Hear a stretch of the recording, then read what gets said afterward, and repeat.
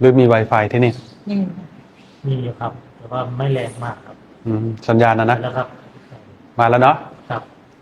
เจริญธรรมยามค่ำคืนกลับมาพบกันเนาะวันนี้แฮชแท็กทับลานเซฟทับลานเราไปยุ่งการเมืองไม่ได้เดี๋ยวเขาแบนเราด้วย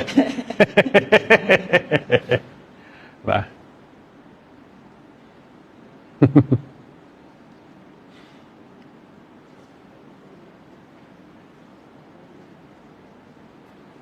สัญญาณภาพสัญญาณเสียงซะหน่อยเนาะ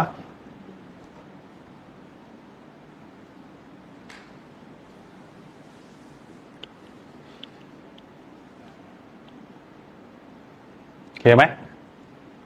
ครับฮัลโหล1 2 3เนาะฮัลโหล1 2 3เนาะโอเคเพิ่งมาถึงเมื่อตะกี้นี่เลยนะมาถึงเครื่องยังไม่ทันเย็นเลยนะเครื่องยังร้อนอยู่เลยเนาะ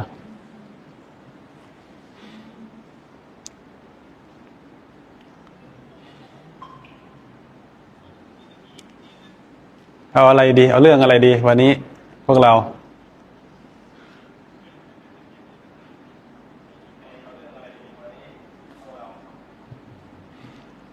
แล้วแต่พระอาจารย์จะเมตตาเลยนะเราก็ไม่รู้จะพูดอะไร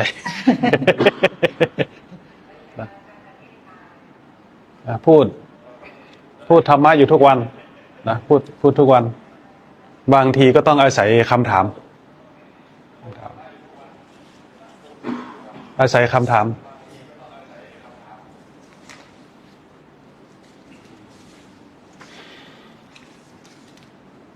มีญาติธรรมฝากคำถามนะคะโอ้ได้เลยถามว่านักปฏิบัติบอกว่าตนเองปฏิบัติความโกรธไม่มีแล้วแต่พอจริงๆไปเจอสิ่งที่มากระทบทำให้ทนไม่ได้ เรียกว่ามีอาการปี๊ดแตกค่ะ ก็จะเรียนถามว่าถ้าเป็นเช่นเนี้ยเราควรบอกนักปฏิบัตินั้นไหมคะว่าจริงๆแล้วสิ่งที่บอกสิ่งที่สอนคนอื่นยังไม่ใช่ค่ะเจ้าค่ะหมายถึงหมายความว่าตนเองเป็นนักปฏิบัติแล้วเที่ยวบอกคนอื่นว่าตัวเองไม่โกรธอะไรประมาณนี้นะ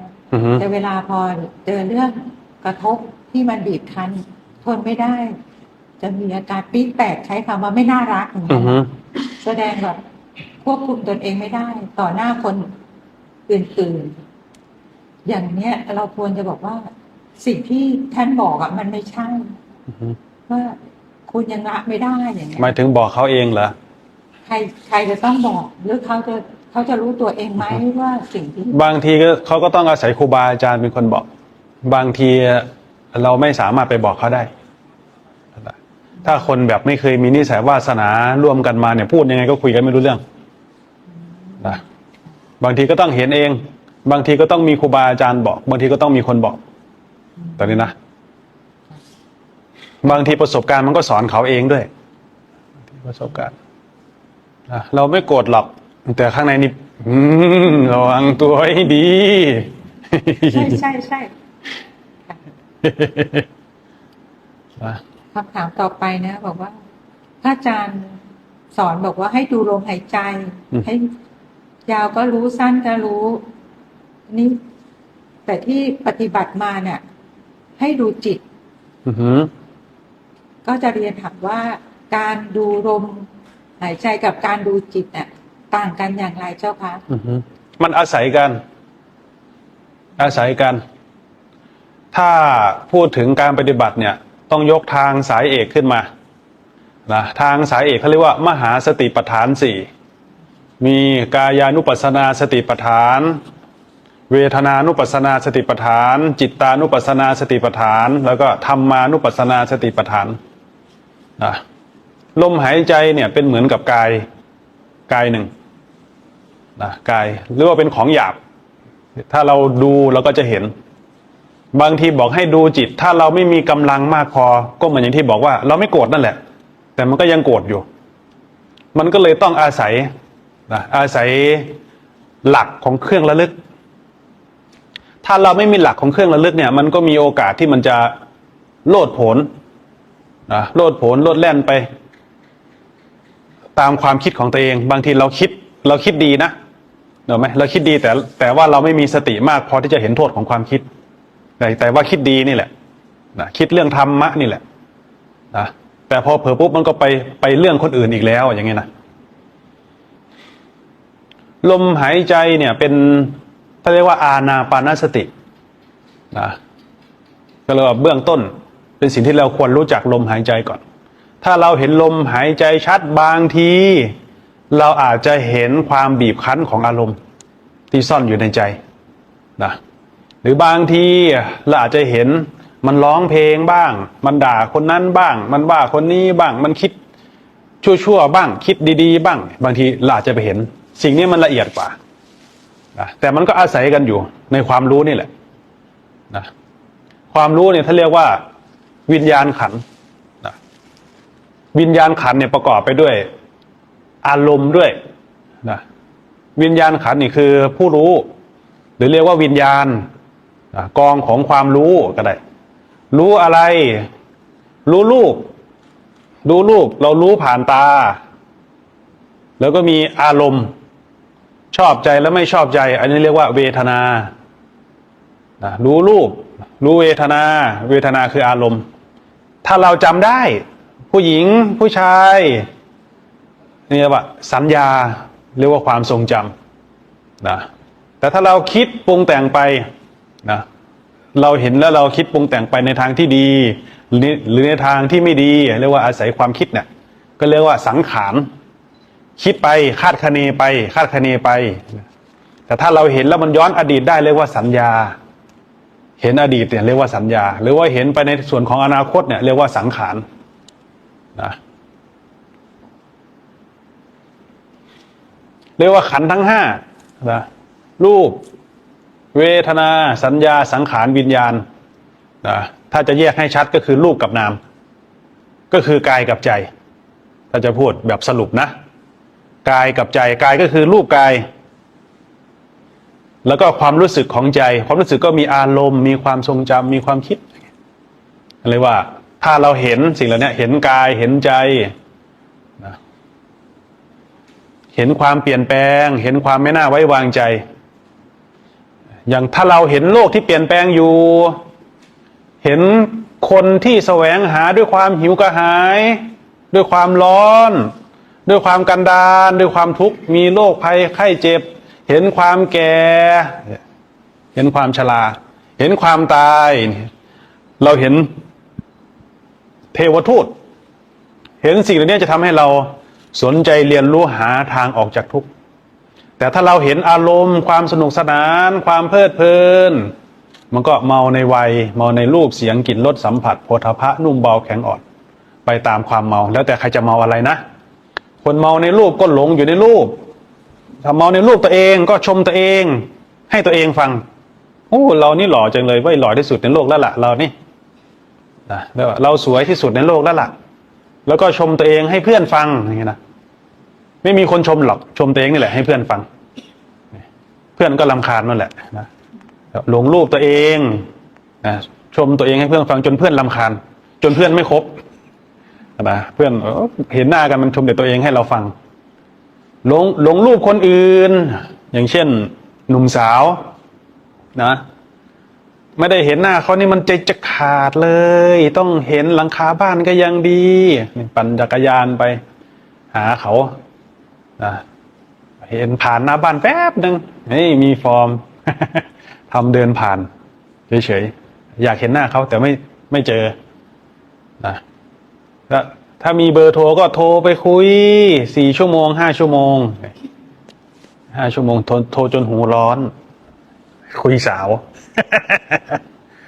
นะพอไม่เห็นเขาก็ทุกข์ใจหลงอยู่ในรูปคนอื่นนะโอ้หลงอยู่ในเสียงคนอื่นอย่างเงี้ย เราทำงานมา แต่ว่าเราไปจ่ายค่าตั๋วนี่แพงกว่าค่าแรงเราอีกอย่างเงี้ยนะแต่ความหลงในรสหลงในสัมผัสโผฏฐัพพะนุ่มเบาแข็งอ่อนทำให้เรามืดมนอยู่เหมือนถูกอสรพิษร้ายฉกกัดตาบอดหูหนวกใครจะพูดถึงโทษของกามคุณเราก็ไม่ได้สนใจเลยนะไม่ได้สนใจเลยว่าเราเมาอยู่จนกว่าเราจะพัดภาคจากสิ่งนั้นคือได้รับรสชาติของความพัดภาคนะมีความทุกข์เกิดขึ้นจากความพัดภาคก็ดีหรือมีคนมาแย่งสิ่งที่เรารักไปนะเมื่อเราพัดภาคจากสิ่งนั้นมันก็จะกระเทือนใจหลงในรูปหลงในอารมณ์หลงในเวทนาก็อย่างเช่นเมาในวัยหรือว่าเมาในสารเสพติดยาเสพติดสนุกสนานปาร์ตี้นะถ้าเล่นไพ่ก็เล่นไพ่ได้ตลอด7 วันโดยที่ไม่กลับบ้านอะไรอย่างเงี้ยแบบมันหลงอยู่ในอารมณ์นะอารมณ์ที่ต้องการชนะอย่างเงี้ยนะปาร์ตี้ก็นอนต่อก็ลุกขึ้นมาไปเที่ยวต่อไปต่อถามหาอยู่ในอารมณ์นั้นเรียกว่าเมาอยู่ในอารมณ์นั้นนะหลงอยู่ในสัญญาเข้าใจว่าโลกทั้งโลกนี้จะต้องเป็นเหมือนอย่างที่เราเห็นเท่านั้นอย่างเงี้ยนะตัดสินใจโลกด้วยความเห็นอันคับแคบของตัวเองจนบางครั้งเข้าใจว่าคนอื่นจะสกปรกเหมือนตัวเองอันนี้เรียกว่าหลงอยู่ในสัญญาถ้าหลงอยู่ในสังขารก็คิดไปเองว่ามันจะต้องเป็นอย่างนั้นมันจะต้องเป็นอย่างนั้นแน่ๆเลยอย่างนี้คิดคาดคะเนไปเองนะโดยที่เรื่องนั้นยังไม่เกิดขึ้นจริงอย่างเงี้ยนะทีนี้ก็กลายเป็นความวิตกกังวลนะหลงอยู่ในความรู้ก็หลงอยู่ในความรู้ก็สำคัญว่าเรารู้เมื่อเราสำคัญว่าเรารู้เวลาที่เราเห็นคนที่เขาไม่รู้เราก็เหยียบย่ำเขาได้นะเขาแบบทำไมเขาไม่รู้เนี่ยเรื่องง่ายๆเองอย่างเงี้ยนะแล้วก็เหยียบย่ำเขาได้แต่ว่าหลงว่าเราดีกว่าเขาก็เหยียบย่ำเขาได้ถ้าหลงว่าเราด้อยกว่าเขาเห็นใครทำดีแล้วก็จะไม่ชอบมันจะร้อนใจคนนั้นดีกว่าเราทำไมเขาดีจังเลยวะไม่ชอบเขาเลยทำไมเขาทำดีจังเลยมีความริษยาเป็นมายาอยู่สำคัญว่าเราด้อยกว่าเขาถ้าสำคัญว่าเราเสมอเขาเราก็จะประมาทแล้วก็จะประมาทเขาเหมือนเรานี่แหละอย่างเงี้ยนะสำคัญว่าเขาก็เหมือนเรานี่แหละแต่บางทีเขาอาจจะดีกว่าเราก็ได้นะอันนี้ของใครของมันนะเรียกว่าการเรียนรู้นะเพื่อให้เห็นความจริงของความหลงติดอยู่ในรูปในเวทนาในสัญญาในสังขารในวิญญาณนะถ้าเราคลายความยึดมั่นถือมั่นในรูปเวทนาสัญญาสังขารวิญญาณแล้วนะใจเราก็จะคลี่คลายจากทุกข์ถ้าพูดอย่างนี้มันเป็นชื่อของภาษาเราก็อาจจะได้ยินได้ฟังมาบ้างแล้วแต่อาจจะยังเห็นภาพไม่ชัดว่าสังคีเตนะปัญจุปาทานะขันธาทุกขาว่าโดยย่อคืออุปทานขันธ์ทั้ง5นั่นแหละเป็นทุกข์อุปทานขันธ์ทั้ง5ก็คือรูปเวทนาสัญญาสังขารวิญญาณที่ได้กล่าวไปข้างต้นนะถ้าจะพูดในความหมายที่มันชัดเข้าไปอีกเมื่อไรก็ตามที่ใจเราหลงติดอยู่ในสิ่งที่เราไม่สามารถควบคุมได้นั่นแหละคือทุกข์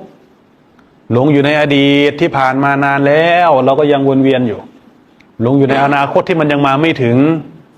หลงอยู่กับปากของคนอื่นว่าเขาจะนินทาเราว่าเขาจะชมเราว่าเขาจะพูดอะไรให้เรา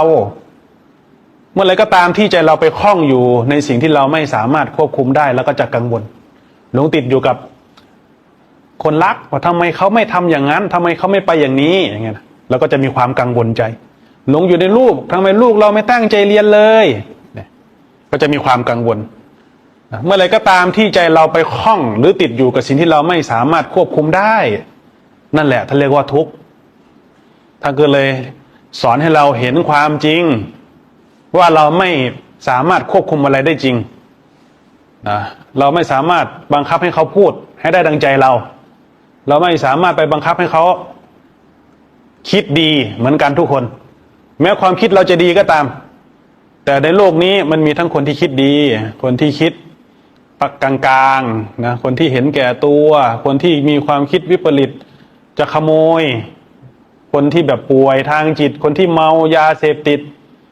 มันทัศนคติของโลกของความเป็นจริงมันเป็นสากลมันคือเป็นแหล่งของทุกคนอยู่แล้วเมื่อเราเห็นความจริงเราก็จะเริ่มเห็นว่าบางทีเราก็ไม่ได้รู้เรื่องอะไรเราก็จะเห็นบางทีเราก็มีความผิดพลาดเหมือนกันเมื่อเราเห็นความจริงชัดเราก็จะเริ่มระวังตัวเองระวังความคิดตัวเองพอใจมันเห็นความจริงก็จะเริ่มขี้คายจากความเข้าไปยึดถือผิดนั่นเรียกว่าปัญญาถ้าเรามีปัญญาเห็นตามความจริงแล้วใจมันก็ขี้คายจากทุกข์นั่นเองเมื่อเรามีปัญญาเห็นตรงตามความจริงแล้วใจก็จะขี้คายจากความทุกข์นั่นเองคือขี้คายจากความยึดมั่นถือมั่นนั่นเองจุดสำคัญของศาสนานี่คือปัญญาที่เห็นตรงตามจริง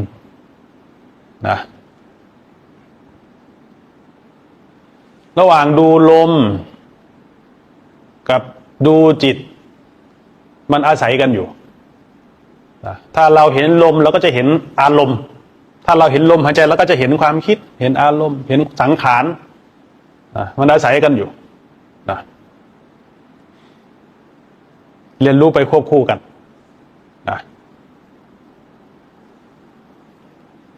อาจารย์มีคำถามต่อจากสักครู่นะคะถามว่าผู้ที่มาเข้าคอร์สเนี่ยถามว่า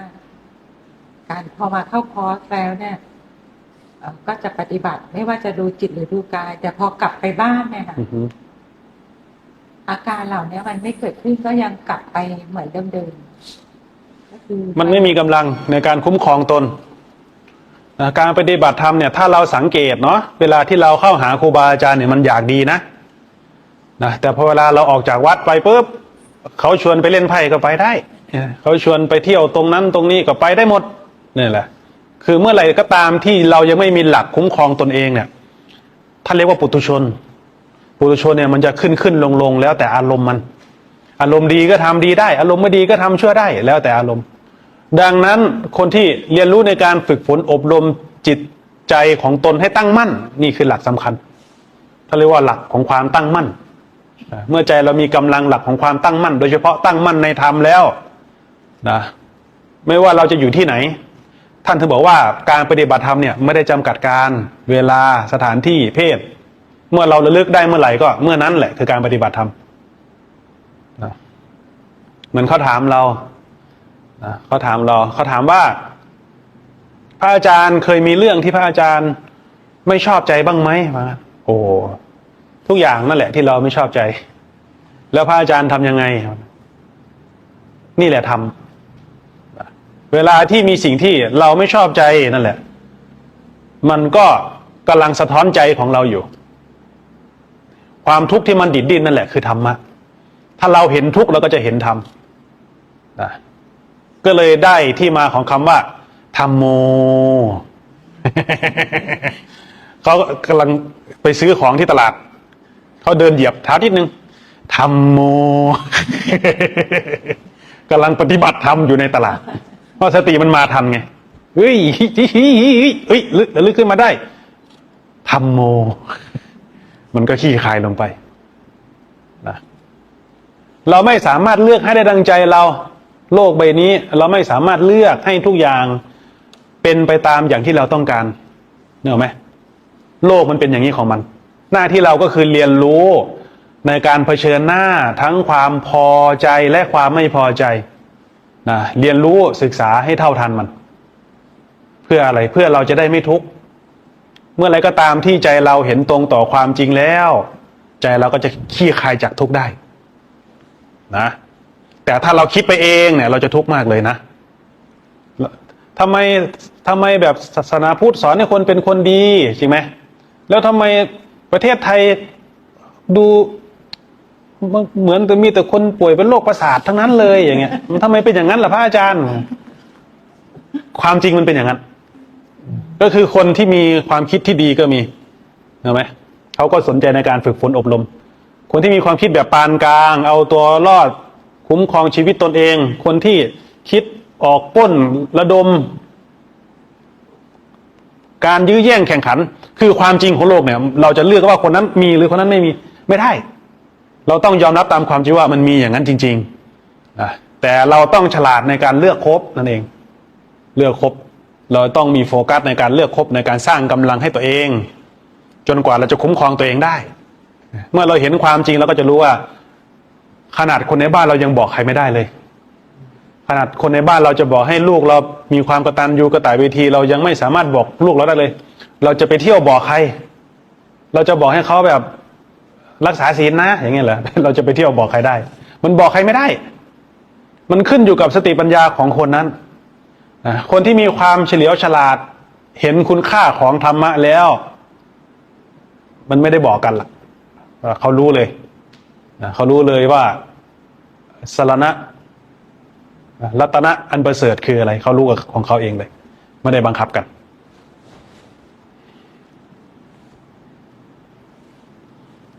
ครับพระอาจารย์นะเมื่อกี้พระอาจารย์พูดพอดีมีคำถามตรงนี้ค่ะถามว่าวิธีการที่จะทำให้ใจเราเป็นกลางๆเนี่ยค่ะไม่ลำเอียงเพราะความรักไม่ลำเอียงเพราะความเกลียดชังวิธีการทำให้เป็นกลางๆเนี่ยจะเริ่มต้นจากอะไรก่อนคะทำลายความเห็นเราชอบให้คะแนนเวลาที่เราเห็นคนที่ไม่ชอบมันก็จะนี่นะเวลาที่เราเห็นคนที่เราชอบเราก็จะโอ้ยดีจังเลยอย่างเงี้ยนะให้ทำลายตัวนี้ให้ทำลายตัวที่ให้ความเห็นให้เห็นให้สังเกตเห็นให้ทำลายความเห็นของตัวเองถ้าเห็นทันนะแต่ถ้าเห็นไม่ทันก็ต้องฝึกถอนความพอใจไม่พอใจก็คือทำลายความเห็นของเราออกเป็นผู้สังเกตดูนะอย่าเข้าไปตัดสินถ้าเราไม่เข้าไปตัดสินเราจะเห็นทั้งสองฝั่งทั้งชอบและไม่ชอบ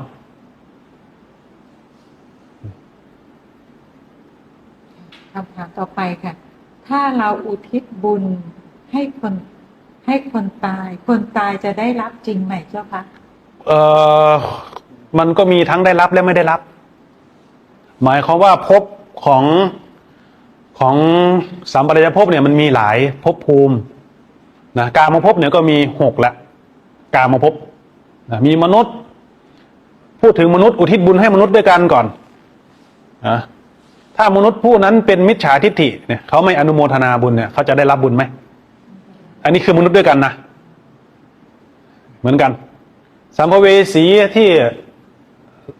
ไปหลังสัมปรายภพแล้วก็มีประเภทที่รับได้แล้วก็ประเภทที่รับไม่ได้มีเหมือนกันประเภทที่กินเคละเป็นอาหารก็มีนะกินน้ำลายเคละคือน้ำลายประเภทที่กินมูดกินคูดคือตายแล้วก็ไปอยู่ตามส้วมก็มีประเภทที่กินของสดเป็นอาหารก็มีกินไข่ดิบกินเลือดกินเนื้ออะไรพวกนี้ก็มีประเภทที่กินบุญเป็นอาหารก็มีแล้วแต่ว่าญาติของเราเนี่ยไปจุติอยู่ภพไหนนะแต่ในความเป็นคนเราเนี่ยที่ทำบุญต่อผู้ล่วงลับไปแล้วเนี่ยเราก็ทำไปเขาจะได้ไม่ได้นั่นเรื่องของเขาล่ะแต่เรามีหน้าที่ทำเนอะไหมมันเช็คกันไม่ได้ว่าเขาไปที่ไหนเนอะไหมเขาไปไหนแล้วเขาก็ไม่บอกเราอย่างเงี้ยนะคือเราทำหน้าที่ให้ดีทำหน้าที่ให้ดีแต่ถ้าอยากให้เขาได้บุญเลยเนี่ยทำตั้งแต่ที่มีชีวิตอยู่เห็นไหมป๊อกป๊อกป๊อกตากินข้าวคงลุกขึ้นมากินอยู่หรอกนะแล้วนี่ก็ตาไปกิน KFC พาขึ้นรถไปกินเลยนี่ก็เรียกว่าเลี้ยงใจกันเลี้ยงใจกันเป็นบุญคืออะไรบุญคือความปลื้มใจความภูมิใจซึ่งกันและกันบุญเราทำให้มันถึงใจเราก็จะภูมิใจในตัวเองเราเสียสละเราช่วยคนอื่นได้อย่างเงี้ยนะเราก็จะภูมิใจคนที่เห็นบุญก็เลยขวนขวายในบุญคนที่ไม่ขวนขวายในบุญมีไหมมีก็เขาไม่เห็นบุญไม่รู้จะทำไปทำไมเห็นไหมแม้เขาจะลบว่าบุญไม่มีหรือบาปไม่มีก็ตามแต่เขาก็ไม่สามารถพาตัวเองให้พ้นจากทุกข์ไปได้เขาก็ยังคงบุญอยู่ในทุกข์นั่นแหละแต่คนที่เห็นบุญเขาก็ขนขวายก็จะมีเครื่องหล่อเลี้ยงใจจะเริ่มมองเห็นทางตามกำลังขั้นแต่คนไม่เห็นก็คนมืด เมื่อไม่รู้จักบุญก็ไม่ขวนขวายในบุญ อันนี้ก็เป็นของใครของมันอีกเหมือนกัน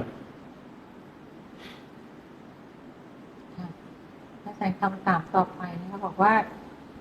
ณเวลาเนี้ยมีคนบอกว่าการที่จะไปสร้างวัดวาอารามสถูปเจดีย์กับสร้างโรงพยาบาลเนี่ยเราควรจะสร้างทำบุญด้วยการสร้างอะไรก่อนคะอันนี้ก็ขึ้นอยู่กับทัศนวิสัยของคนนะเรามีลูกศิษย์คนหนึ่งนะเขาเป็นเจ้าของร้านอาหารเขาเปิดอยู่9 สาขานะทำบุญตลอดทำโรงทานตลอดทำโรงทานวันหนึ่งวันดีคืนดีได้มารู้จักกันนะก็เลยถามเราเขาก็ทำบุญมาเยอะนะแต่ทำไมแบบทำบุญแบบไหนเนี่ยจะเกิดอานิสงส์สูงสุดเลยเราก็เลยถามว่าเคยทำบุญอะไรมาบ้างทำบุญเลี้ยงโรงทานคนเป็นบุญเคยสร้างทำอะไรอีกก็เคยเลี้ยงพระโอเคแล้วเราเข้าใจว่ายังไงบ้างเข้าใจมันขึ้นอยู่กับทัศนวิสัยนะอย่างเช่นเรายกตัวอย่างอย่างเช่นเราทำโรงทานเพื่อให้เขาได้มีข้าวกินขับรถไปเอาโรงทานไปแจกแต่ถ้าเขายังไม่มีกำลังสติปัญญาเขาก็ไปทำความชั่วได้อีกอยู่ดีหรือว่าเราไปทำโรงพยาบาลใช่ไหมคนมันจะตายอยู่แล้วอ่ะพอเขาออกมาจากโรงพยาบาลอีก2-3 เดือนเขาก็ตายอีกแล้วท่านเลยว่าการทำบุญกับพระสงฆ์เรียกว่าเป็นยอดทำบุญกับพระสงฆ์เนี่ยหมายเขาว่าส่งเสริมให้คนได้ฝึกตนนะเหมือนลูกหลานตอนอยู่บ้านเนี่ยพ่อแม่เห็นเนี่ยลูกเราจะรอดไหมเนาะไปกับเพื่อนอีกแล้วมันจะกลับมาหรือเปล่ามันจะไปที่ไหนมันจะพาพ่อแม่ไปคุกไปตารางหรือเปล่าแต่พอลูกหลานคนนั้นได้มาบวชพอมาบวชปุ๊บพอได้เจอครูบาอาจารย์คนแรกเลยที่จะร่มเย็นคือพ่อกับแม่เกิดความร่มเย็นในใจพ่อกับแม่ขึ้นอยู่กับทัศนวิสัยของมุมมองนะถ้าเราเห็นว่าการพัฒนาคนสำคัญพัฒนาคนพัฒนาสติปัญญาของคนเราก็ทำตรงนั้นถ้าเราเห็นว่าการช่วยเหลือคนคนมันก็เป็นบุญเหมือนกันนะเพียงแต่ว่าเราเห็นอะไรเป็นบุญมากกว่าเราเห็นว่าอะไรควรจะส่งเคราะห์ส่งเสริมมากกว่าอันนี้มันขึ้นอยู่กับวิสัยทัศน์ของคนนั้นแล้วเราควรเลือกที่ไหนครับเราควรบุญกับที่ไหนถึงมีอานิสงส์มากท่านว่าทำบุญกับที่มีศรัทธาหมายความว่าเราทำแล้วมันจะเกิดอานิสงส์มากคือมีศรัทธาก็เลยถามพระพุทธเจ้าต่อไปว่าเราสามารถเลือกได้ไหมท่านบอกเลือกไม่ได้นะนาบุญอันยอดเยี่ยมที่พระพุทธเจ้าท่านยกขึ้นมาเนี่ยนาบุญอันยอดเยี่ยมเลยนะในความเป็นปุถุชนในโลกมนุษย์แบบนี้นาบุญที่เลิศที่สุดท่านเรียกว่าปฏิฆาหกปฏิฆาหกคือผู้ปฏิบัติ6 ประการนะผู้ปฏิบัติที่ออกจากความโลภผู้ที่ปฏิบัติเพื่อออกจากความโลภแล้วก็ออกจากความโลภได้แล้วผู้ที่ปฏิบัติออกจากความโกรธออกจากความโกรธได้แล้วผู้ที่ปฏิบัติออกจากความหลงออกจากความหลงได้แล้วแล้วเราจะเลือกได้ไหมครับพระเจ้าข้าเราจะเลือกเราจะสามารถเลือกได้ไหมท่านว่าเลือกไม่ได้ท่านว่าอย่างนี้นะทำไมเลือกไม่ได้ครับบางคนขนขวายแสวงหาพระอริยะมาตลอดชีวิตไม่เคยเจอเลยเพราะมันไปได้แค่สุดกำลังของตัวเองที่ไปได้แต่บางคนเนี่ยลุกตื่นเช้ามาวันนี้อยากจะทำบุญสักครั้งหนึ่งในชีวิตซะงั้นแต่กลับได้เจอกับครูบาอาจารย์ที่เป็นนาบุญอันยอดเยี่ยมท่านเลยตัดว่าเป็นเรื่องของนิสัยวาสนาที่มีร่วมกันนะท่านว่าอย่างนั้น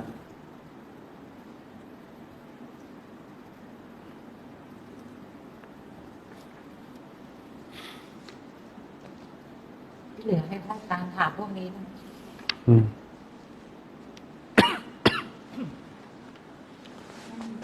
ใครมีคำถามยกมือถามได้นะ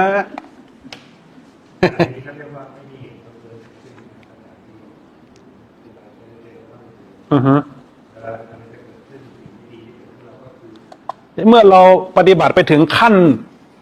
ขั้นหนึ่งขั้นใดขั้นหนึ่งเนี่ยใจเรามีกำลังเนี่ยมีกำลังขึ้นมาเนี่ยเราจะเห็นเหตุแห่งกรรมและผลของกรรมด้วยตัวเองเราจะไม่สงสัยเรื่องเหตุแห่งกรรมและผลของกรรมเราจะไม่สงสัยว่าทำไมเราต้องมาเจอสิ่งนี้ทำไมเราต้องมาประสบพบเจอกับสิ่งที่เราไม่ชอบใจทำไมเราต้องมาเจอคนคนนี้ด้วยอย่างเงี้ยนะมันจะเริ่มขี้คายเมื่อใจเรามีกำลังของความตั้งมั่นระดับหนึ่งแล้วเรื่องเหตุแห่งกรรมและผลของกรรมเนี่ยมันจะเห็นด้วยตัวเองชัดเลยนะเรื่องสวรรค์เรื่องนรกเนี่ยประจักษ์กับตัวเองเลยดูประจักษ์ขึ้นมาด้วยความรู้ของตัวเองเลยเห็นได้เลย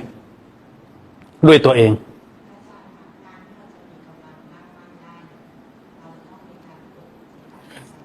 ใช่แล้วกุญแจสำคัญคือการฝึกสติทำทั้งหมดทั้งมวลของพระเจ้าเนี่ยจะรวมลงอยู่ที่สติทำทั้งหมดทั้งมวลเลยนะกรรมฐาน40กองเนี่ยจะมีคำว่าสติพ่วงท้ายทั้งหมดนะพุทธานุสติธรรมานุสติสังขานุสติศีลานุสติจาคานุสติมรณานุสติอานาปานสติพวกนี้จะมีสติคือเป็นไปเพื่อการพัฒนาสตินะสติสำคัญมากสติเนี่ยท่านยกเป็นทางสายเอกเลยโดยเฉพาะมหาสติปัฏฐานอนุสติ10ที่เรากล่าวถึงเมื่อกี้เนี่ยท่านเรียกว่าเป็นตัวย่อยอนุสติ10ที่ว่าเนี่ยพุทธานุสติธรรมานุสติสังขานุสติเป็นต้นเนี่ยท่านเรียกว่าอนุสติ10แต่มันมีมหาสติที่ท่านตัดไว้มหาสติคือสติหลักใหญ่มหาสติปัฏฐาน4นี่แหละคือทางสายเอกนะที่จะนำพาสรรพสัตว์พ้นจากทุกข์ทางสายเอกมหาสติปัฏฐานนี่เองนะมหาสติปัฏฐานก็ย่อลงมาคืออานาปานสติลมหายใจนะเราสามารถตรวจสอบได้เลยเซิร์ช Google ได้เลยคำว่าอานาปานสติ16ขั้นตอนปึ๊บแล้วก็จะเจอคำตอบเลยมหาสติปัฏฐาน4อยู่ในนั้นหมดเลยย่อ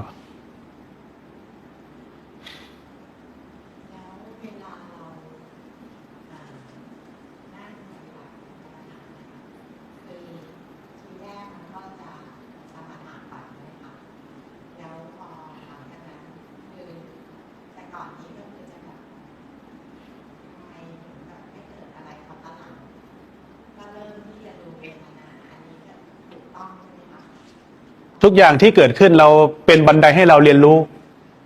นะอะไรเกิดขึ้นก็เรียนรู้สิ่งนั้น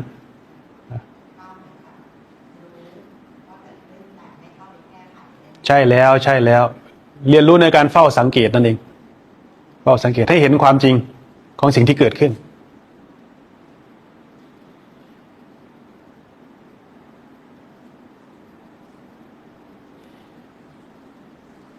ธรรมะนี่เรากล่าวแต่ชื่อมันไม่ได้ผล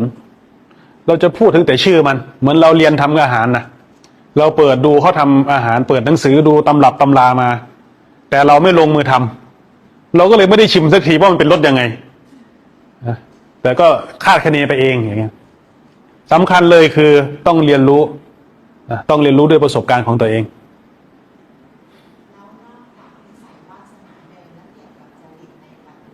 เกี่ยวด้วยนะ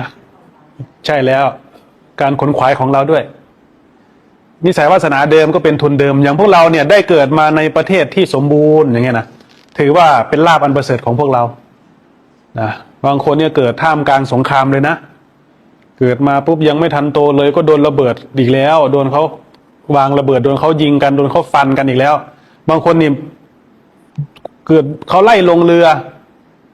ไม่มีอาหารไม่มีเสื้อผ้าก็แต่พวกเราเนี่ยเกิดขึ้นมาเนี่ยอยู่ในถึงแม้ว่าจะทุกข์ยากๆแต่ก็มีความพร้อมระดับหนึ่งนะก็ยังพอได้ต่อสู้อยู่ก็ยังระดับหนึ่งอยู่ก็ยังเวลาที่เราเห็นตัวเองทุ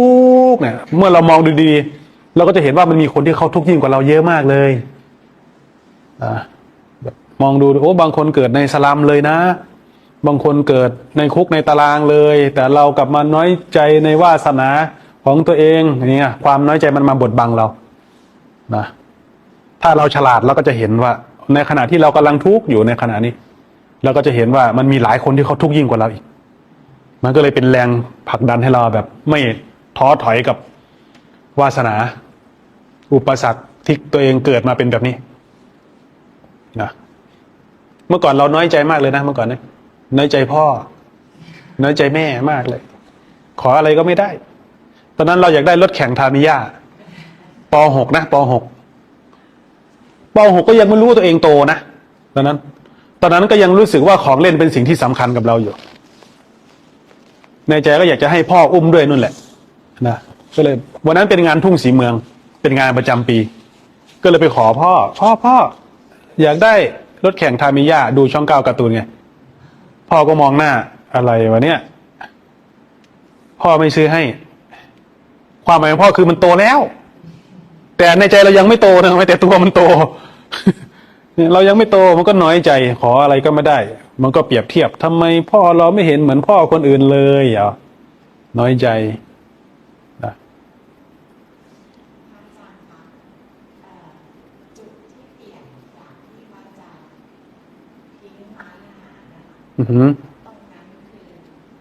มันทุกข์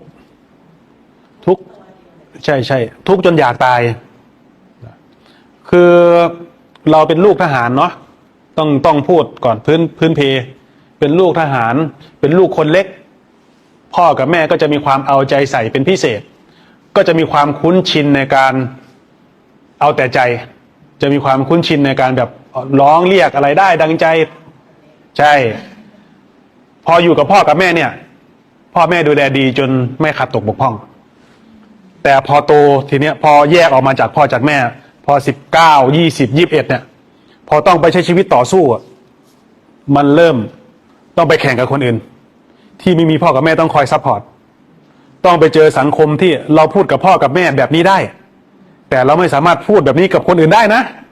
แต่เราก็พูดได้เพราะว่าเราไม่รู้นะแล้วก็เป็นบทเรียนแล้วว่าอ๋อบางครั้งเราพูดแบบนี้กับคนอื่นไม่ได้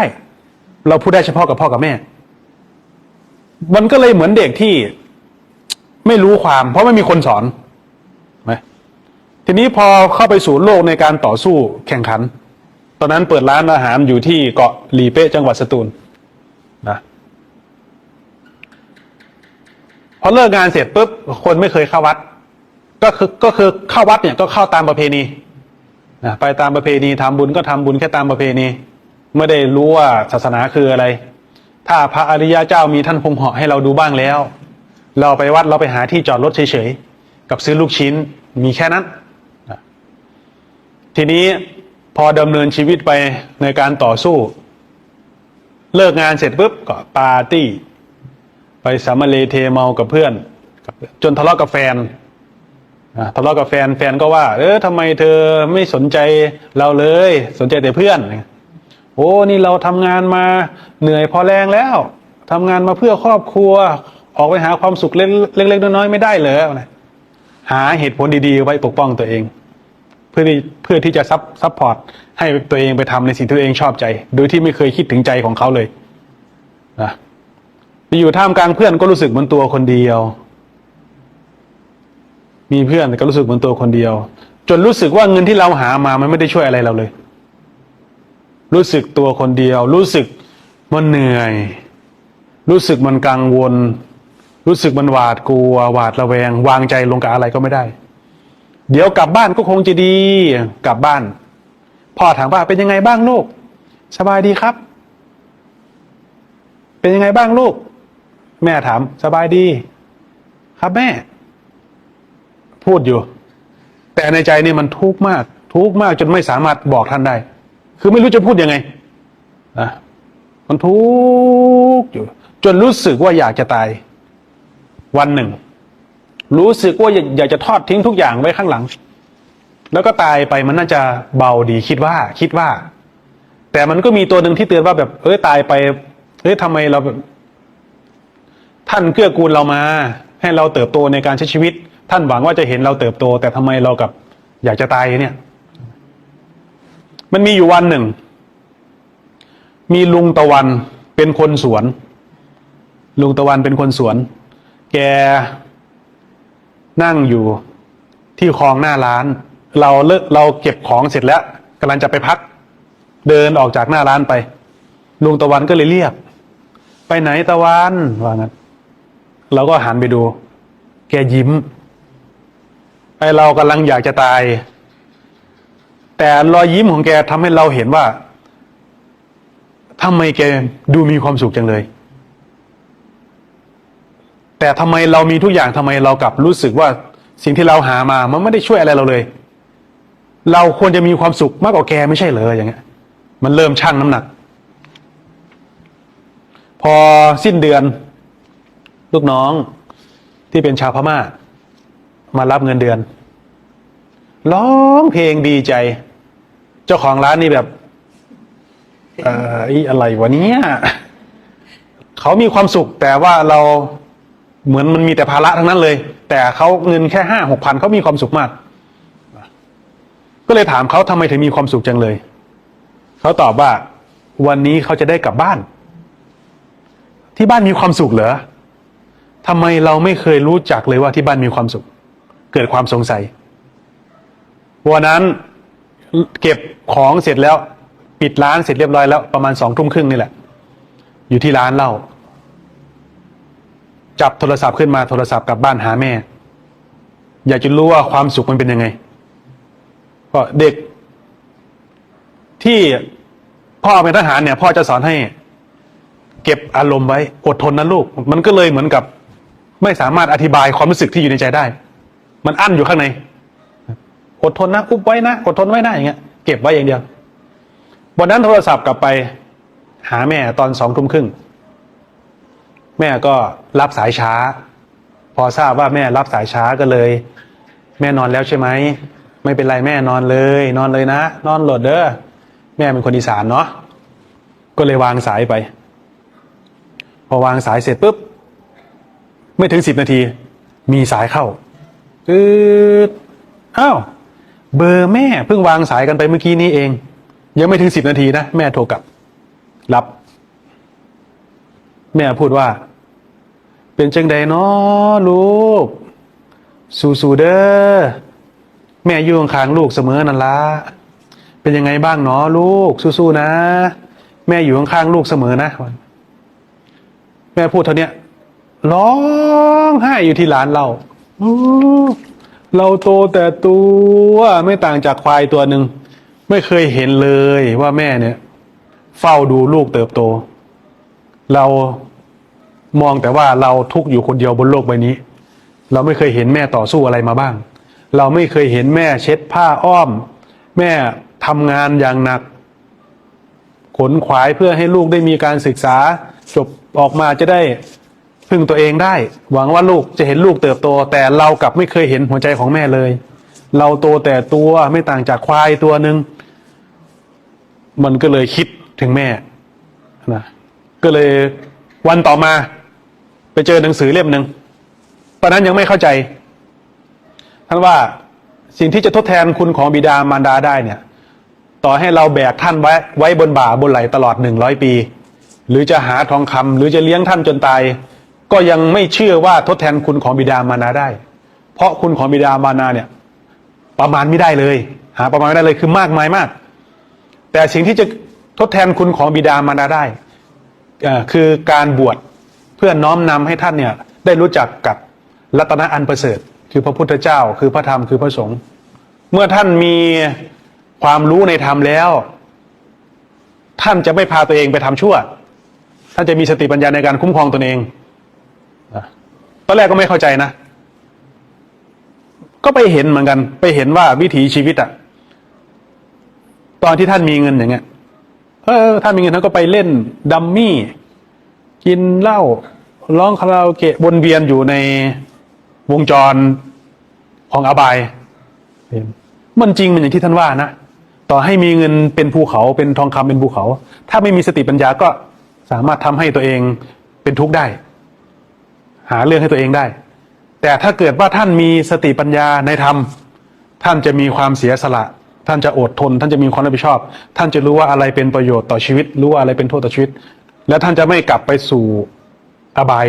เมื่อท่านมีสติปัญญาแล้วท่านจะโอ้ทำไมท่านถึงสอนแม่นยำจังเลยเกิดอัศจรรย์ในคำสอนพระพุทธเจ้า โอ้พอศึกษาไปคนเราถ้าไม่มีธรรมะเลยเนี่ย ไม่ต่างอะไรจากลิง คนไม่มีธรรมะก็คือคนไม่เห็นอกเห็นใจกัน ไม่มีความกตัญญูกตเวทีไม่มีความอดทนไม่มีความรับผิดชอบ ไปเจอกล้วยหวีเดียวสุกสามารถฆ่ากันเพื่อเอากล้วยหวีเดียวเนี่ยนะเพราะไม่มีความอดทนอดกั้นเพราะไม่มีความเห็นอกเห็นใจกันทำไมธรรมะของพระพุทธเจ้าท่านถึงเลิศประเสริฐและแม่นยำขนาดนี้เกิดศรัทธาเกิดศรัทธาในคำสอน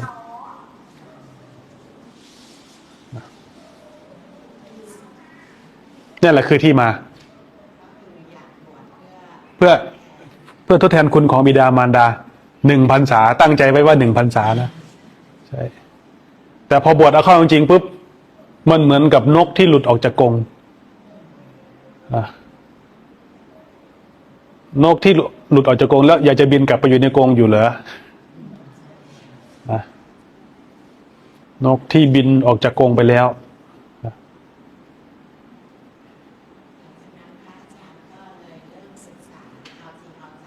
ใช่แล้ว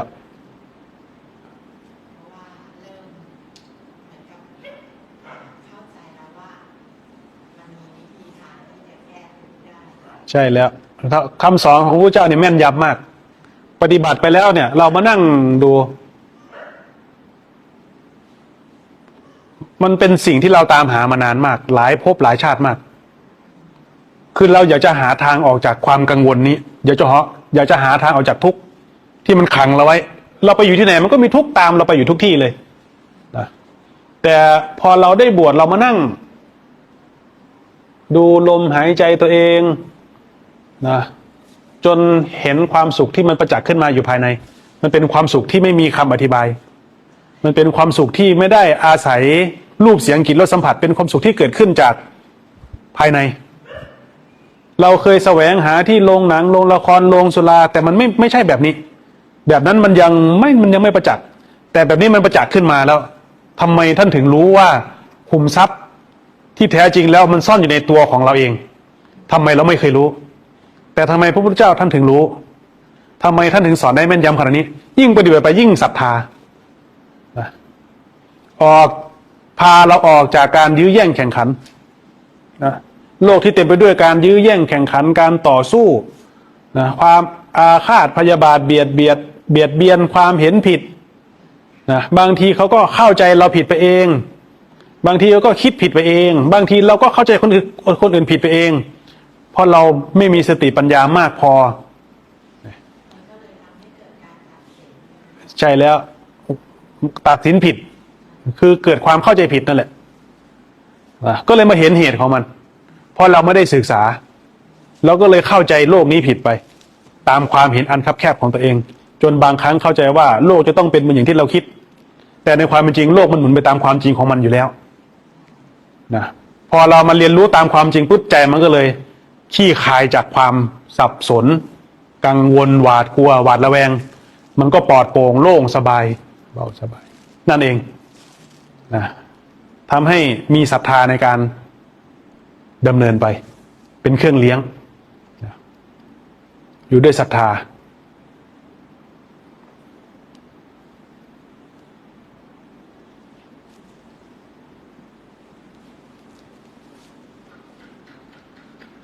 เป็นไง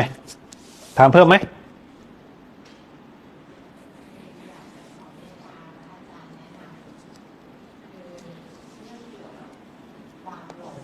อือฮึ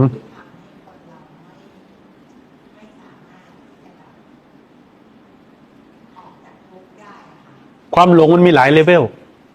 ใช่อย่างที่บอกนะหลงตัวเองอันดับแรกหลงความมืดของตัวเองหลงว่าทุกอย่างจะต้องเป็นเหมือนอย่างที่เราคิดเนี่ยก็เรียกว่าหลงนะมันต้องเป็นคนที่มีกำลังสติปัญญาระดับหนึ่งถึงจะสนใจในการเรียนรู้เหตุผลที่ตรงต่อความจริงนะเหมือนการฟังธรรมเนี่ยการฟังธรรมเนี่ยจะช่วยแก้ไขความเป็นผิดของเราได้ดีมากนะแต่มันขึ้นอยู่กับจิตของเราด้วยนะอย่าเพิ่งเชื่อแล้วก็อย่าเพิ่งคัดค้านวางใจไว้กลางๆในการศึกษาใจก็จะมีความคล่องตัวในการศึกษามันก็จะเริ่มเห็นชัดขึ้นเรื่อยๆแล้วก็ขึ้นอยู่กับกำลังของสติที่เราฝึกด้วยเป็นไง สติสมาธินะถ้าจะสรุปก็คือเรียนรู้ในการยอมรับในสิ่งต่างๆที่เกิดขึ้นตามความเป็นจริงโดยที่เราไม่ต้องไปตัดสินอะไรแล้วใจเราก็จะมีความสามารถในการเรียนรู้ในการศึกษาของมันเองเทคนิคเคล็ดลับเรียนรู้ยอมรับไม่ตัดสิน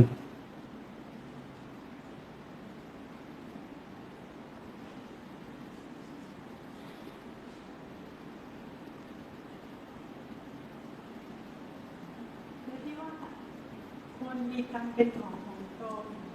มีกรรมเป็นแดนเกิด มีกรรมเป็นเผ่าพันธุ์ว่าตัวคนนั้นน่ะไม่ได้เคยปฏิบัติดีปฏิบัติไม่เคยทำไม่ดีเลยอะค่ะเหมือนเราเกิดมาเนี่ยมันมีกรรมเป็นเบื้องหลังอยู่แล้วการจุติเกิดมีอยู่4ประเภทเกิดในครรภ์เกิดในไข่เกิดในมูดในคูดเกิดแบบโอปปาติกะ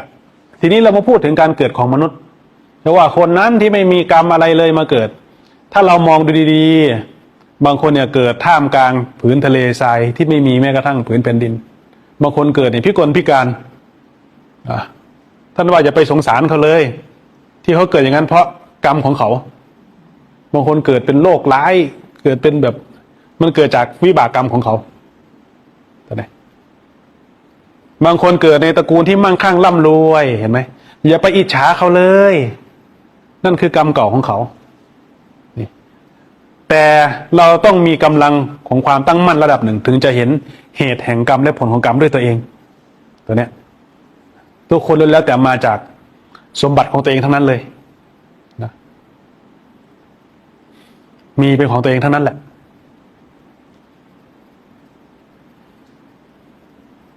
หมุนไปตามกรรมวิบากของใครของมันแล้วเมื่อเราเห็นตามความเป็นจริงแล้วเรายอมรับแล้วว่าทุกคนเกิดตามกรรมวิบากกรรมแล้วในปัจจุบันเนี่ยเราจะแก้ไขทำพัฒนาอย่างไรคะถ้าเราเห็นอันเนี้ยถ้าเราเห็นตามความเป็นจริงแล้วนะเราก็จะเริ่มออกแล้วทีนี้เมื่อเราเห็นตามความเป็นจริงแล้วนะเราก็จะเริ่มออกจากเหตุแห่งทุกข์ถ้าจะเป็นพวกเราก็บวชอย่างเงี้ยนะบวชเพราะผลลัพธ์แบบเดิมเราคนเดิมอยู่แบบเดิมผลลัพธ์ก็คือเราคนเดิม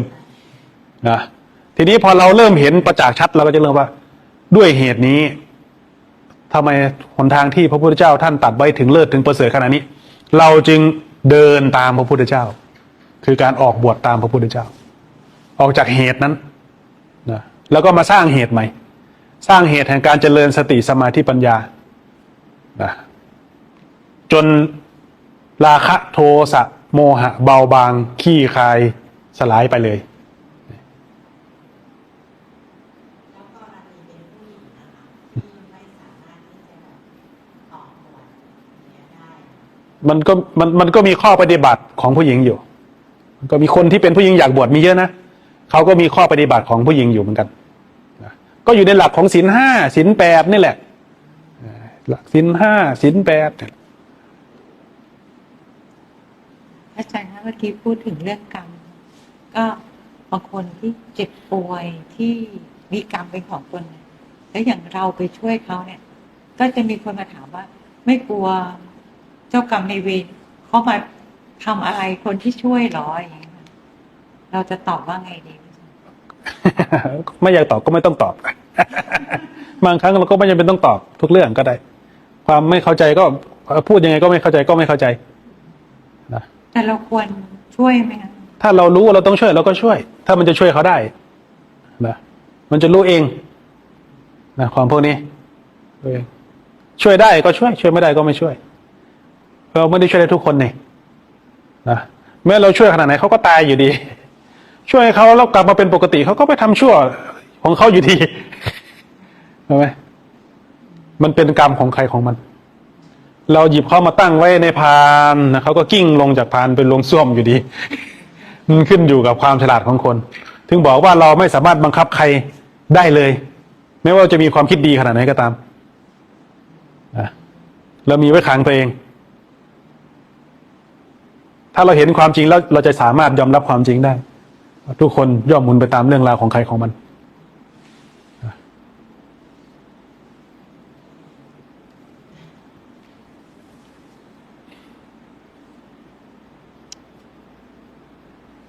บางคนเขาก็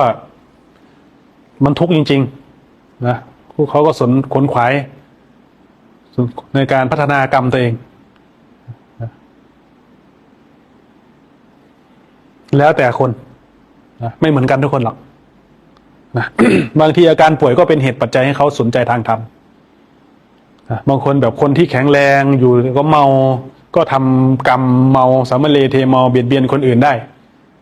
ทำลายสติปัญญาของตนให้เสื่อมถอยได้ก็ความเมาในวัยเมาในความเป็นปกติของตัวเองบางทีสิ่งที่มันทำให้เราทุกข์อยู่มันเป็นบันไดให้เราค้นขวายในการออกจากทุกข์บางทีสิ่งที่ทำให้เราสุขอยู่ทำให้เราเมาจนไม่สนใจในการสร้างสมบัติเลยแล้วแต่ความฉลาดของคนไม่เสมอไป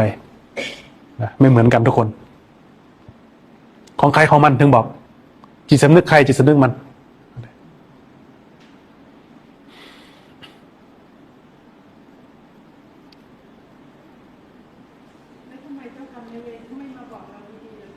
ไม่มีเจ้ากรรมนายเวรไม่มีใช่ตัวเองนี่แหละคือเจ้ากรรมนายเวรตัวเองนะตัวเองนี่แหละคือเจ้ากรรมนายเวรตัวเองคือกรรมที่มันเกิดขึ้นเนี่ยเพราะการกระทำของเราเขาบอกเจ้ากรรมนายเวรใครล่ะเจ้ากรรมนายเวรนะมันไม่มีคือกรรมของตัวเองนี่แหละนึกออกไหม ตัวเองนี่แหละทำเองนี่เจ้ากรรมนายเวรตัวจริงก็คือตัวเองเมื่อเราเห็นว่าชีวิตเราทุกข์เราก็น้อมด้วยจิตสำนึกเรานะแล้วก็พัฒนาตัวเองนะให้อยู่ในศีลธรรมนะแผ่เมตตาตัวเองเข้าหาครูบาอาจารย์เจริญสติสมาธิเนี่ยถ้าเราเข้าใจว่าคนอื่นมากระทำเราได้อยู่เนี่ยมันเป็นความเห็นผิดนะเป็นความเห็นผิดนะเราเองนี่แหละคือเจ้ากรรมนายเวรของตัวเองนะไม่งั้นเราจะโทษแต่คนอื่นไม่เคยโทษตัวเองเลยนะ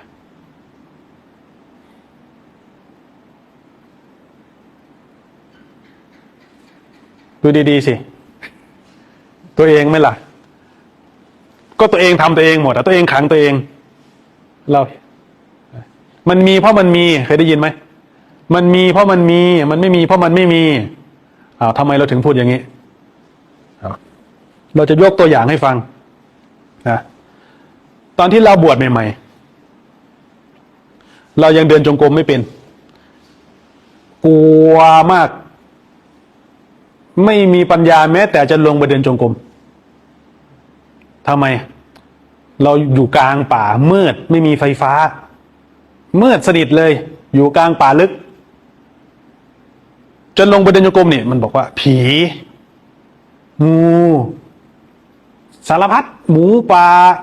งูพิษงูเหลือมมากันเต็มไปหมดเลยเราก็เลยคุยกับตัวเองว่าโอเคพรุ่งนี้ก็ได้พรุ่งนี้เขาลงไปเดินก็ได้โอเคพรุ่งนี้ก็พรุ่งนี้นะพอพรุ่งนี้มาถึงปุ๊บไอ้ตัวที่นัดไว้มันไม่มาเหลือแต่ตัวขี้ขาดอยู่กับตัวเองเอาแล้วสิทำยังไงล่ะนะ แค่ลงไปเดินจงกรมข้างกุฏิไม่มีปัญญาลงไปเดินแต่เวลาหนีแฟนเที่ยวเนี่ยไม่ได้คิดเยอะขนาดนี้แค่ลงไปเดินกลับไปกลับมาข้างกุฏิเนี่ยคิดข้ามคืนน่ะ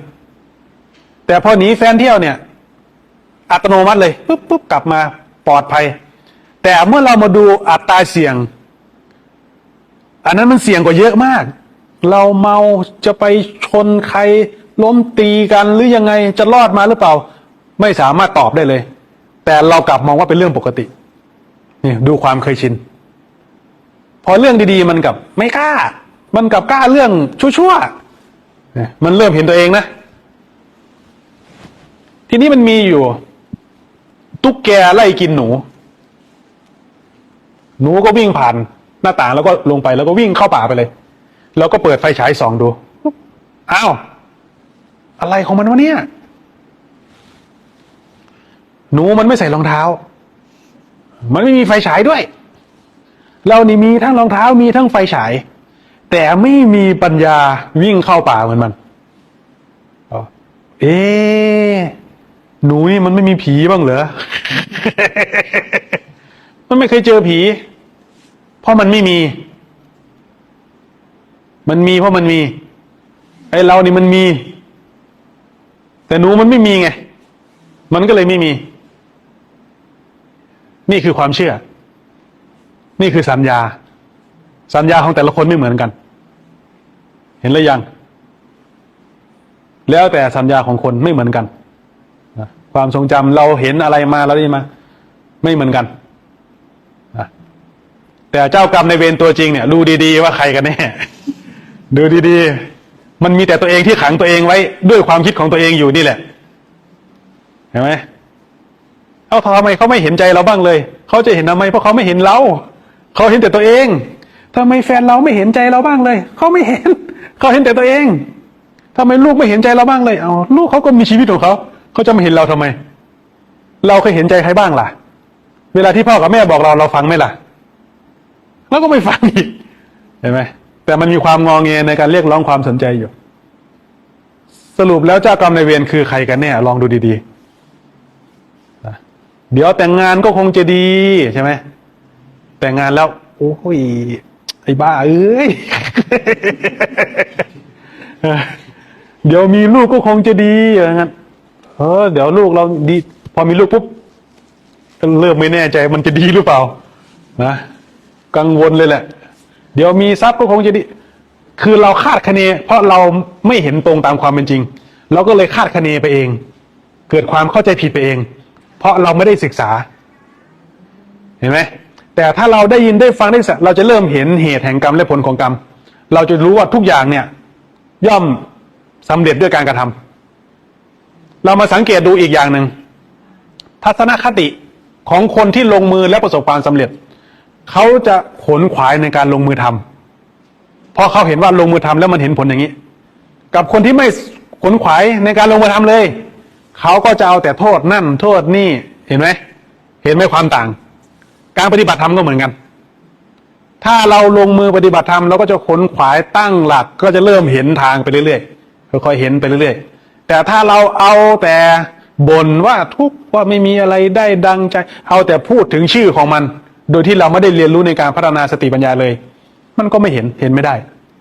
เพราะความไม่รู้มันคุมเราไว้อยู่รอบทิศเลยจุดสำคัญเลยก็คือการพัฒนาศักยภาพของตนเองอันดับแรกเลยคือคบหาบัณฑิตก็คือเข้าหาครูบาอาจารย์ก่อนเมื่อเราเข้าหาครูบาอาจารย์เราจะได้ยินได้ฟังเมื่อเราได้ยินได้ฟังแล้วเราจะเกิดเห็นเราจะเกิดศรัทธาในการปฏิบัติต้องเจอครูบาอาจารย์ก่อนแต่ถ้าไม่เจอครูบาอาจารย์เราก็จะว่ายน้ำอ้อมเหมือนกันเพราะเราไม่รู้จะไปไหนเหมือนกันเพราะมันจะไปตามความคิดของเราแล้วความคิดเรามันไม่ได้ว่าจะเข้าใจถูกถ้าความคิดเราดีมันถูกใช่ไหมผลของชีวิตมันต้องดีกว่านี้แต่เพราะชีวิตของเรามันวนอยู่ด้วยความไม่รู้ผลมันเลยได้เท่านี้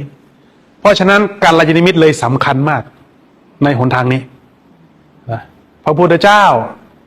พระธรรมหรือพระอริยสงฆ์เป็นรัตนะอันประเสริฐแล้วแต่นิสัยวาสนาของคนที่จะได้เจอนะ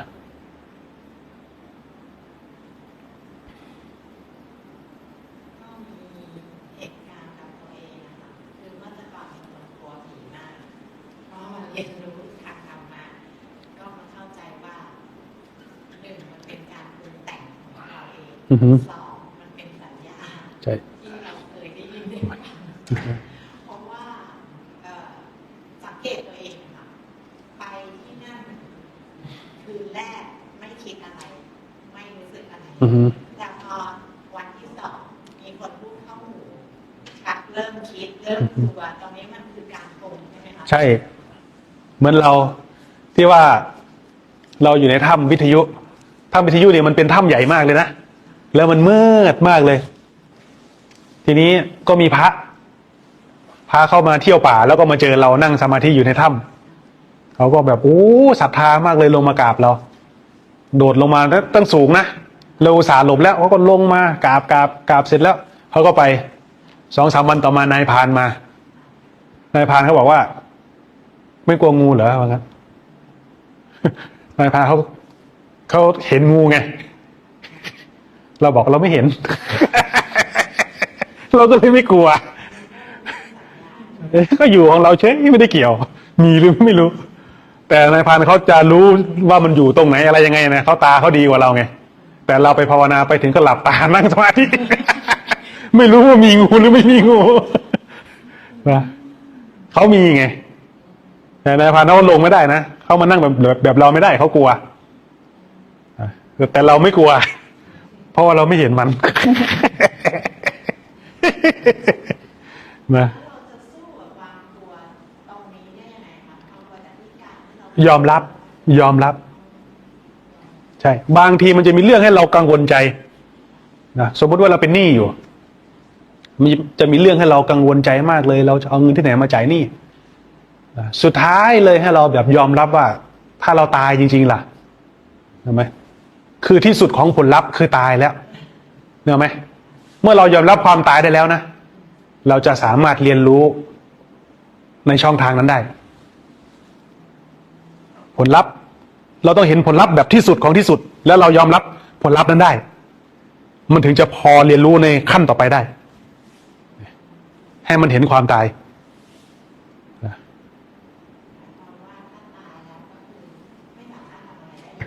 ใช่แล้วที่มันกลัวตายนะมันกลัวตายเฉยๆแต่ยังไงมันก็ต้องตายอ่ะแต่เราจะตายแบบไหนเรามันนึกได้ว่าตายแบบนี้ก็เท่ดีเหมือนกันนะนั่งสมาธิตายให้ได้เลยอย่างนี้มันเห็นไหมตายแบบกล้าหาญกับตายแบบขี้ขลาดหวาดกลัวไม่เหมือนกันนะแต่ถ้าเราอาจหันในการเผชิญความตายได้แล้วมันก็กล้าที่จะฝ่าฟันกับอุปสรรคต่างๆได้เห็นไหมแต่ว่ามันต้องเรียนรู้ไปเราไม่สามารถกล้าหาญได้ในขณะแรกเราต้องเรียนรู้อย่างลงไปก่อนเรียนรู้ไปเรื่อยๆนะเหมือนความเพียรที่เราเรียกวิริยะเนี่ยคือการลงมือปฏิบัติเมื่อเราลงมือปฏิบัติไปแล้วอย่างสม่ำเสมออย่างต่อเนื่องมันจะกลายเป็นความกระตือรือร้นเมื่อความกระตือรือร้นเกิดขึ้นมันจะรู้สึกขาดเมื่อไม่ได้ทำทีนี้พอเราทำบ่อยๆทีนี้มันจะกลายเป็นความกล้าหาญในการเผชิญกับอุปสรรคต่างๆทุก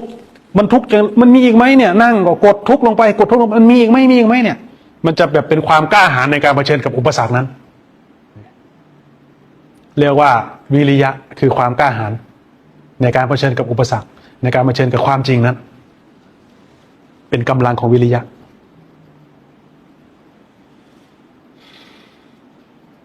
มันเหมือนกับเราจะเพียรได้เราจะวิริยะได้เราต้องเชื่อก่อนนะ ใช่แล้วต้องอาศัยศรัทธาต้องมีศรัทธาต้องน้อมใจในการศึกษาถ้าเราทำแบบนี้แล้วเราจะออกจากทุกข์ได้ ใช่ฟังแล้วเห็นตามได้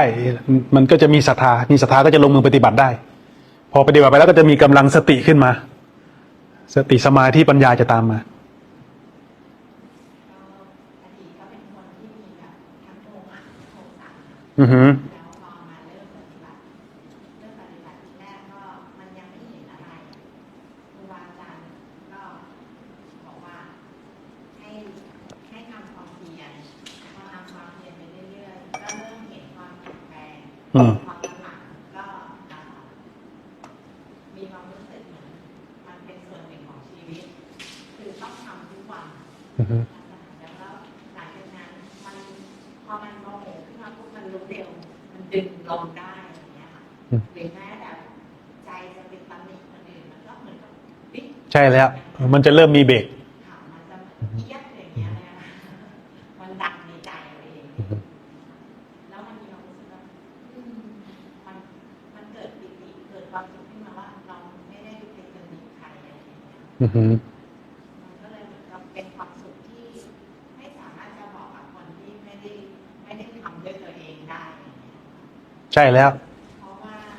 บางครั้งมีคำถามว่าไปปฏิบัติธรรมแล้วได้อะไรมาบางครั้งก็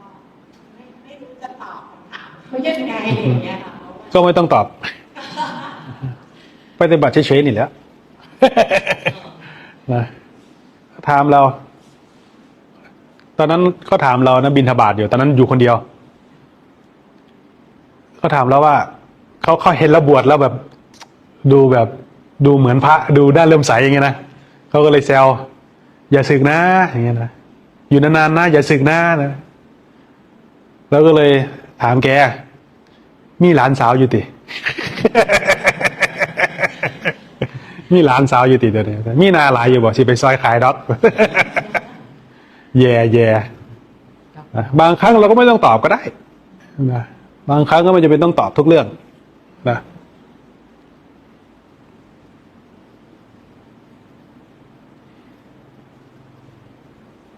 เป็นไงกี่โมงละตับ 1 ชั่วโมง 8 นาที เหรอมีคำถามมาบ้างไหมจากทางบ้าน